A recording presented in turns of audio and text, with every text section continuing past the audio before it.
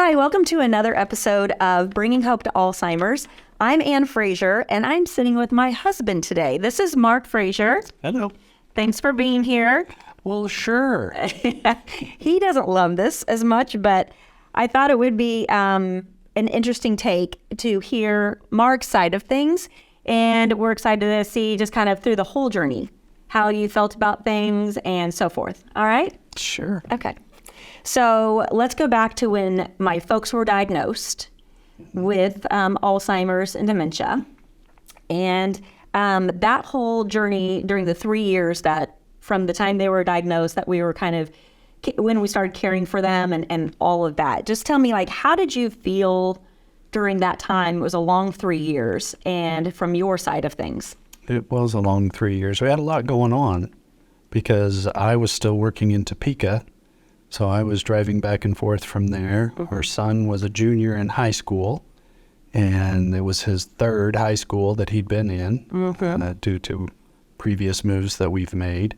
And we also had moved in with your folks because we knew that something was going on. We just couldn't pinpoint it. Right. So that was an additional stress, if you will, to actually live in your childhood bedroom was a little different. It was a little different. But our eyes were really open. Yeah, for sure. So, it was a good thing that we did it. But, I never thought I'd be down that road, but yeah. Yeah. But we got through it. Yeah. It was a little rocky, but again, it's a good thing we did. We were able to help them, really pinpoint what was going on because they weren't able to just rise to the occasion. And then after we'd leave, kind of be down for a couple, 3 days and right. all that, which sometimes happened when your siblings would come and yes. visit. Your folks would rise to the occasion, and then it would be... we'd see the aftermath. Yeah, the siblings would leave, and then, your mom would stay in her room for 2 or 3 days. Right. All that. So, yeah. It was a challenge. It was something totally different than I had ever been used to, either one of us. Right. So we were just taking each day, whenever it came, you didn't know what the day was going to bring. So during that time when we had moved them and I was spending most of my time spending the night with them, caring for them pretty much 24/7. Mm-hmm. And then you would come over, and you could see when I was hitting my limit, when I just needed a break. Yes. Talk about that. Yeah. So, especially when you have two. Mm-hmm. You had two, and they were kind of on two different sides, I guess, as far as personalities go. Your dad got very loving and warm and all, and not that your mom was mean or anything, but she was just very short-tempered. Mm-hmm. Anything would pretty much set her off, and she would just immediately go back to her bedroom. Mm-hmm. So it was two different that we're dealing with. So it's kind of a tug and pull, mm-hmm. tug and pull, and just an emotional roller coaster, which turns into a physical one, because if you're not getting enough sleep and the stress and all that, it definitely takes its toll. So it was very nice that, you had quite a bit of support in place. You had, Sandy would come over and adult sit for a little while and let you get out. Or her other two friends. Yeah. Right. You did your bodybuilding and things like that. So there are just ways that you do have to kind of distance yourself and take a little break once in a while. Mm-hmm. And he's a rock star, by the way, because you were so supportive during that time. And I remember one time when I was at the end of my rope. I had no patience left. And I brought, this was after my dad had passed, and I brought my mom over to our house, and you had called a friend up. And you said, I've got your mom tonight. You go out and just get away for a minute. There you go. And that was very nice. Remember that? I probably didn't do that often enough, but... No. But you knew when I'd hit my limit, which was... I have a lot of patience, but that was... Yeah, it just gets difficult. Yeah. So, but... And I will say that our kids, for the age that they were, with Eric being a junior and then also a senior, and Kaylin, kind of going through nursing school at KU and all that. I mean, they helped out as well when They did. could. Yeah, it's kind of it's a family disease. It is a family disease. Yeah. Everybody pitches It in. takes a village. It doesn't just take a village to raise children. It takes a village to help with family members that are going through this. It's true. It's true. All right, let's fast forward to 2017 when I was diagnosed with MCI and we found out that I had the ApoE4 gene. Do you remember where we were when I found out I had the gene? I don't. I probably, to be honest, have blocked that out of my mind. Right. We were driving to Party in the Pasture. Okay. Yeah. So anyway, when I was diagnosed and we found out all that was kind of going on with me, tell everybody a little bit about how you were feeling about that. Well, I think initially it's uncertainty because I had seen what we went through with your folks, and the question in the back of the mind is this really going to happen? What is the propensity? What can we do to try to make it not happen? Just all kinds of questions. Right. Were you seeing things in me at that time? Well, I think when you get stressed and tired, but a lot of times that's what people say. I'm just fatigued, or I'm just tired, or stressed, or, whatnot. And so, I mean, at this point, I know a lot of people don't want to know, but at this point, I'm glad that you do know, because it allows us to live our lives in a different way, because it's a lot different than I pictured it would be. You're jumping ahead in my questions, Mark. Oh, sure. No, I'm kidding. Go ahead. So I'm doing amazing. Okay. Go ahead. Okay. Well, no, I was just going to say, it's been 6 years, so it might be difficult to look back at 6 years ago, like really kind of what you were seeing. Is there anything in particular that you could see in me back then that you noticed? Because there's things I know that I remember that you probably noticed. But do you remember back 6 years ago? I think one of the biggest things, and a lot of times I would attribute it to just being married for as long as we've been married.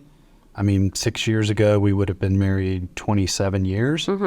So, I mean, by that time, you can kind of start to finish your spouse's sentences and all that. And so I continue to do it still to this day, even when you're not having any challenges.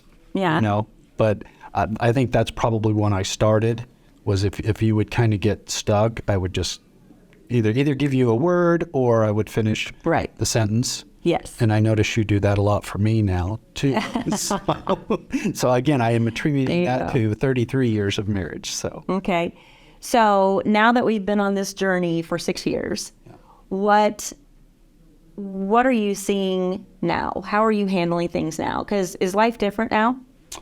Life is definitely different. A lot of it for the better. I mean, I'm a lot healthier than I used to be, simply because we're eating better, we're eating less, we're exercising more. I'm still probably not getting the sleep, but that's kind of how that goes. I would say the financial focus has changed because expand on that. Well, there's a lot of supplements, and obviously eating well costs more than eating poorly and going through fast food restaurants and all that we used to do. But even things like going to the doctor and all that, there's a lot of things that, for whatever reason, the insurance company doesn't want to cover. And so it's I don't want to cover preventative health. Right. That's what I was going to say. It's kind of frustrating that they don't really want you to be healthy, or they don't want to help you pay to be healthy. They want to wait until you're sick, and then they'll pay to have you get better. Yep. So it's I don't understand the thinking behind that, but then Yep. So as we go forward, and the gala is a lot. I mean, it takes a lot of time. It's a big endeavor. Takes a lot of time. Yeah, it takes a village, right? Yeah. As we go forward, how do you see things in our future as far as just like anything changing, work-wise? What do you think? Well, I don't know. I mean, with us both being realtors as well and having a team, we'd obviously like to see our team grow so that we can work towards an exit strategy. Yeah. I just told someone earlier today that, you know, you don't really retire from real estate. You do it till you get old. I mean, it's just one of those things that you can continue to do. It's not necessarily as physically challenging as other jobs. But, you know, I think the platform that you have with the gala to spread awareness for brain health and early detection and all that, I can see you continuing to do that.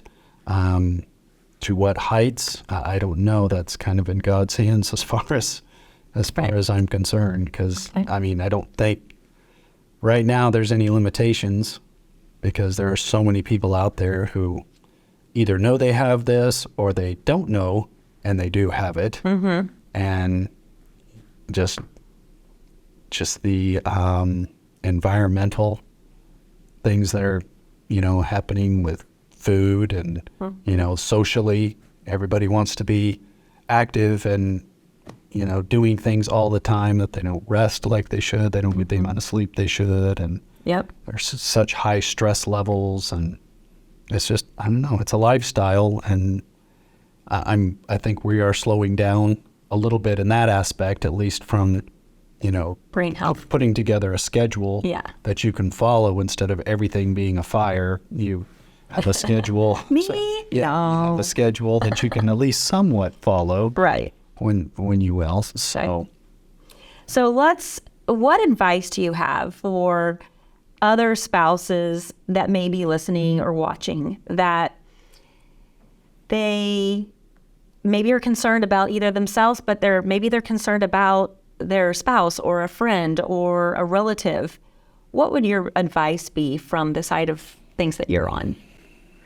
Well, I think a lot of it has to do with the personality of that person. Because, to be honest, there's probably people who could handle it better than I did.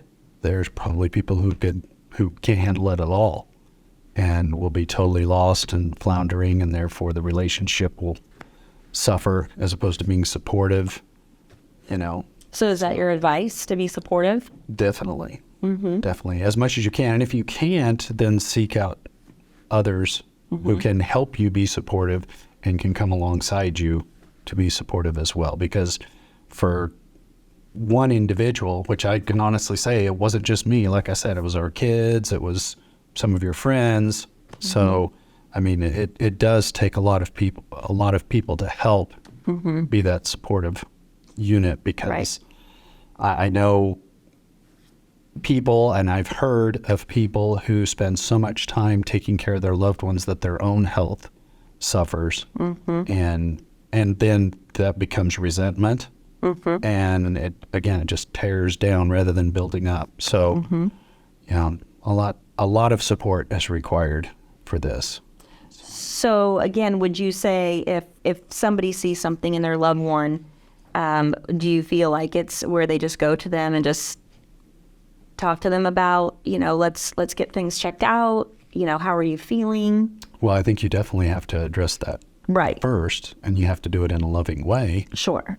Because you don't want to put them on the defensive and I'm just fine and all that. So it's like most anything, it's how you handle the situation. Well, and I think that's what my whole message is early detection. The earlier you start to address brain health and some of these things, that pays dividends in the long run. Absolutely. If you don't say anything and you let it just keep going and going and going, then it gets worse and worse and worse. Right. So I think your advice to talk to them, and they could go to my website, right? thenightofhope.com, and they can get some information there, and then talking with your local, you know, Alzheimer's Association. But prior to having Alzheimer's, you want to make sure that you're looking at brain health. Right. And that's kind of what what we've done. Yeah, So exactly. Yeah. Ours was a pretty big, I don't want to say a big 180. We've always been pretty active. right. But eating habits changed, stress levels, just being more Cognizant of- focused and Yeah. cognizant of what we're doing and looking ahead at the schedule rather than just letting things come and hit us like arrows. It's Right. kind of like, okay, take a step back and right. really think what's most important. Right. So, Well, he has been really great. He's very supportive, and I know that I couldn't be doing all of this without your support, because it is just in a lot of ways. There's a lot of things that you do that I don't think you realize that you do, but the financial piece of it is huge because it's all out of pocket. It's very expensive. Yeah. So, yeah. Anything else you want to say? it's a journey. I mean, it really is. I'm not saying it's a bad journey. Right. It's a journey. It's life. And It is.